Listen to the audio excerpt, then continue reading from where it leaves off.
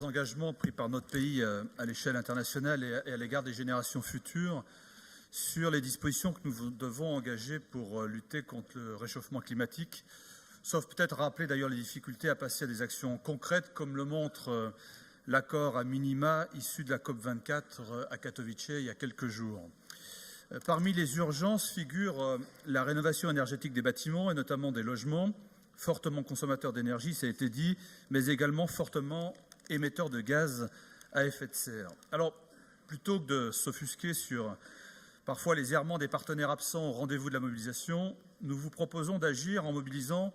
les fonds européens qui sont sous-consommés globalement dans la région Auvergne-Rhône-Alpes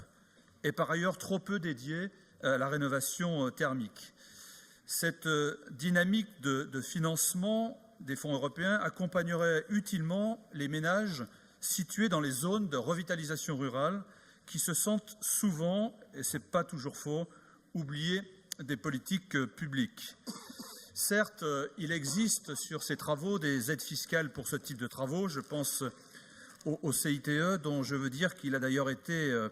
recalibré positivement cette nuit dans le cadre du débat de loi de finances à l'Assemblée nationale, et j'espère que le Sénat d'ailleurs votera définitivement cette même disposition du CITE dès la fin de la semaine. Ceci étant, malgré ce coup de pouce qui est le bienvenu, le reste à charge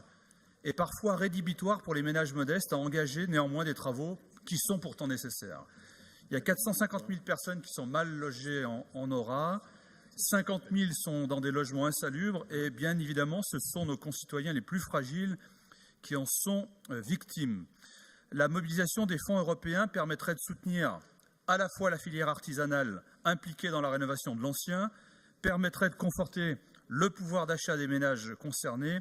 et permettrait de faire œuvre utile pour la protection de l'environnement. Et puisqu'il y a, y compris des élus européens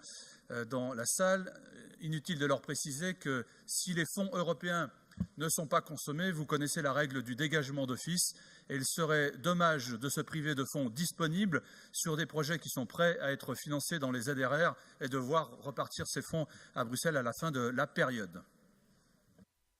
Merci beaucoup, monsieur.